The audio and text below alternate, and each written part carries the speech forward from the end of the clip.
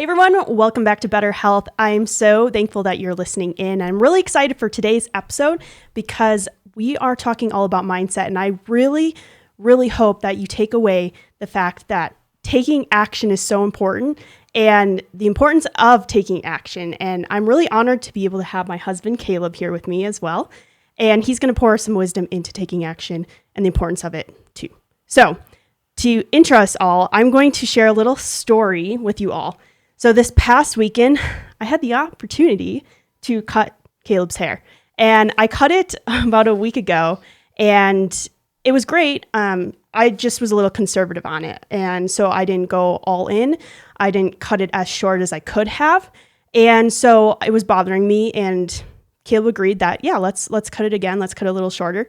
And so on the following Saturday, we did, and I had a picture in my mind of what I was going to be doing because I thought that's what the plan was, and I thought that's what he wanted as well. And so I began to cut, and I've done this kind of stuff before, and so I've watched YouTube videos before, but I didn't really refresh my brain on it. And so we went in, I did what I thought, and he looked and he's like, well, you're kind of going more of a bowl cut style right now, and that's not what I'm looking for. So could you just actually do more of a fade with the longer hair on top? It's like, okay, sure. And so I start cutting, and what I did underneath the longer hair was cut it really short. And so as I started cutting and doing more of a fade, I realized that I cut it really short underneath, and it was just not working out. Like there was no way that there was going to be a fade. And so I tried my best to make it look good, and I realized there's a nice balder, it's not completely bald, but balder patch, and I look at it and say, I'm not very proud of this, Caleb, but which is not what you want to hear when someone's cutting your hair. And so I was like, but this is it, I have to stop, I can't go anymore. And so when he looked at it, he's just like, okay, I wish you would, educate yourself a little bit more on this and how to do it, which is true and it's accurate, and I should have educated myself a little bit more. But one takeaway that I realized from that story was I am such a learner when it comes to actually taking action and doing something. So I learn best when I'm doing whatever I'm learning. I could listen to all the videos, I could watch all the videos, I could read all the books, hear a lecture, but if I'm not actually doing it, then I'm not going to learn very well. It went the same for the classroom when I was a teacher. I could read all the books, but then when I was actually in the classroom with students in front of me thinking, oh man, like they're trusting me that I know what I'm doing. And I really honestly didn't feel like I knew what I was doing. Even though I had years of education, I didn't feel like I knew what I was doing. And over the course of that year, I learned exactly how to be a teacher. The second year I came back even stronger because I had an idea of how to do it, how to work with kids, how to manage them. There's so many other situations where I had that. But those are two examples.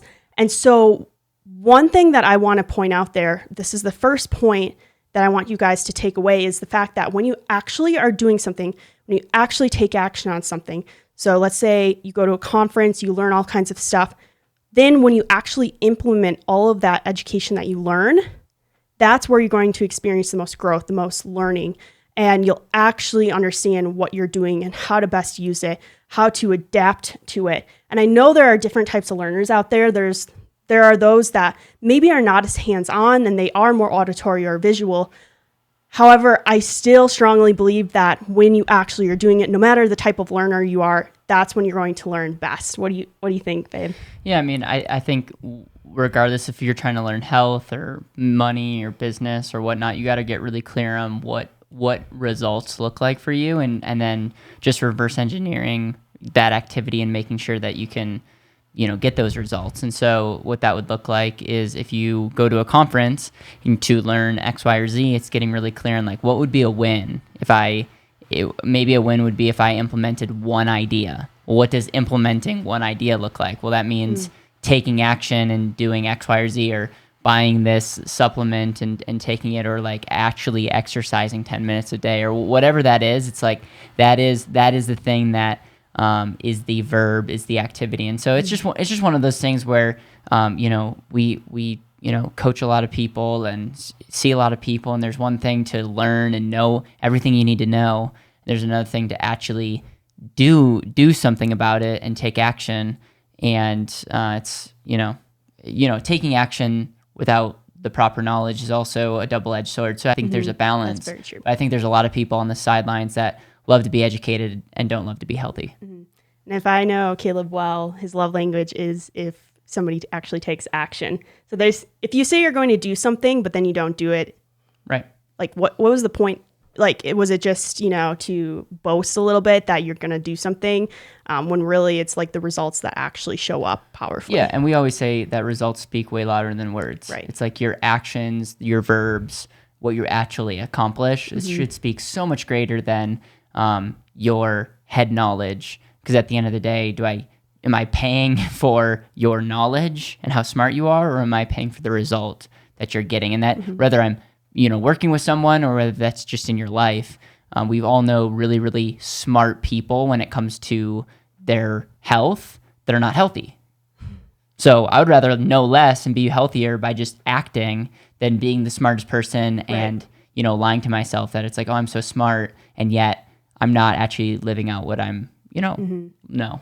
Yeah, and I think about Alex Hermosi. He has this post that talks about sales calls and how you could read all the books on sales, but when you actually are taking the calls, that's when you're learning the most. When you're actually doing hundreds of calls, that's when you're learning the most, because you have to reflect on the call and after the call, what you were doing, what you said, how the person reacted. Did you close the sale? Like, did you not?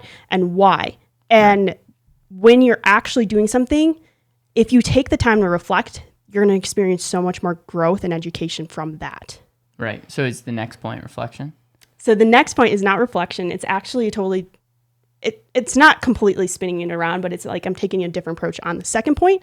And that second point is how taking action speaks louder than words. And so you kind of talked about that a little bit already. But how many of you listening have gone to a conference, thought it was so powerful, learned so much, and there were so many takeaways, you had notes upon notes upon notes, but then you didn't do actually anything. And you went back home, it was on your mind for a day, and then you went back to work or whatever you do on Monday, and you didn't do any of it, and you forgot about it. I mean, what was the point of that conference then? I mean, you probably paid a lot of money for that. Maybe someone else paid for it. But what was the point of it? You wasted your weekend, if you're not actually taking action on what you've learned. And so I just have found to be I just love the fact of taking action. So one thing that I've done in my life over the course of the past few months is, actually writing down a list of what I want to accomplish during the day. And this is small compared to a conference, but what do I actually want to accomplish during the day? And, the ideas that pop in my brain, writing it down and then actually taking action on it. And I found that when I wait a few days, I don't have the motivation to do those ideas that I brought to my mind.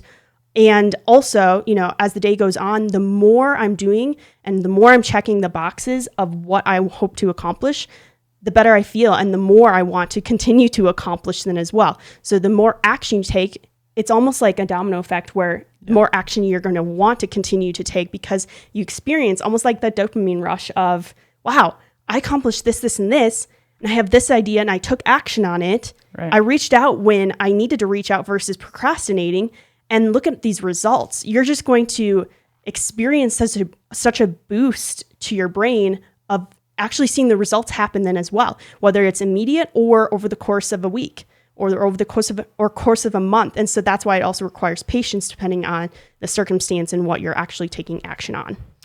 Yeah, I mean, I would say that it also creates momentum. I love watching basketball, and we're coming up to March Madness season, and the whole concept is like you can get hot at the end of the game, and it can be almost impossible to stop you if your team is doing super well. And so it's like, how can you create momentum in your life?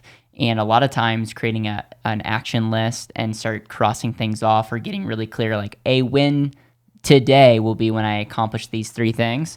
You would be shocked on if you can start stacking those, how good you'll feel, how accomplished you'll feel. That will be part of your identity, better or worse. I don't think our the identity should necessarily be tied to anything that we do, but we're going to feel like, hey, we're not just lying to ourselves, we're actually getting stuff done. And so those are all really good points. Mm-hmm. And also for the longer term results that you're hoping for, if you think about exercise, and I feel like this is probably an overused example, but if you think about that and how maybe you want X, Y, and Z, so you want to lose weight or you want to experience better health. So over the course of the few months, you have to take action on how you're going to lose weight. So that may require exercise every single day. That may require healthy eating, a certain amount of days out of the week. And you're not going to experience results if you do it for a week and then you're like, oh, I don't feel any different. I don't look any different. Must not be working. I'm just going to sit back and then expect results. So requiring, like when you actually take action, then that's when you're going to experience the results. So those long-term ones, breaking it down into sections of, okay, this first week, I may not lose 10 pounds. I may not necessarily look like I'm hoping to achieve or feel like I'm hoping to achieve, but what is something that I possibly could experience from the result of you actually taking action? So maybe after a week, you don't have those long-term results that you're hoping for, but you could also look back on the week and think, wow, I exercised 5 days out of the week. I also ate healthy for every single meal 5 days of the week, and take that as a win. So it's like looking at the small wins over the course of the long amount of time that you may be going for it, and realizing those wins and being in the gain versus the gap, which is the book we are reading right now. Yeah, I mean, I think it comes down to breaking down leg metrics versus lead metrics. And leg metrics are essentially like losing the weight and accomplishing the actual goals that you'd put on like your wall or your whiteboard. The lead metrics are things that you can control. And so if you determine I want to lose weight, what does that look like? That means eating a certain way. That means exercising and doing other things. Those are the things that you can control. So you shouldn't necessarily find your identity and momentum on, are you losing the weight or not? Are you checking the things that you've decided that you must do to accomplish your goal? And then if you don't accomplish your goal, it's either it was misalignment, like you want to lose all this weight, but you're not actually, your lead metrics are not, working. You might need to switch that, or the goal might be unrealistic. But it's always important to very much create a list of things that you can actually control that hopefully will lead to an end result. I think it's a part of goal setting that's really, really important. A lot of people just focus on the goal, and they're not focused on the actual daily/weekly activities that need to happen to get to accomplish those goals. Mm-hmm. Love it. So that is your Thursday solo episode, not fully solo because I had a special guest today. I hope you enjoyed it. I really hope that you're going to think about your life, analyze your life, reflect on your life, and think, where do I need to take action? And how am I going to take action? And when I get in the slump of, oh man, this is tough, or this is a lot of action and I'm getting drained, maybe you won't experience that. But if you do, just think about, those small wins and breaking it down for that long-term goal that you may be hoping to get to. And so if you enjoyed this message, make sure you share it with somebody. And also don't forget to subscribe if you enjoy the Better Health Show. And I hope you have an amazing rest of your day.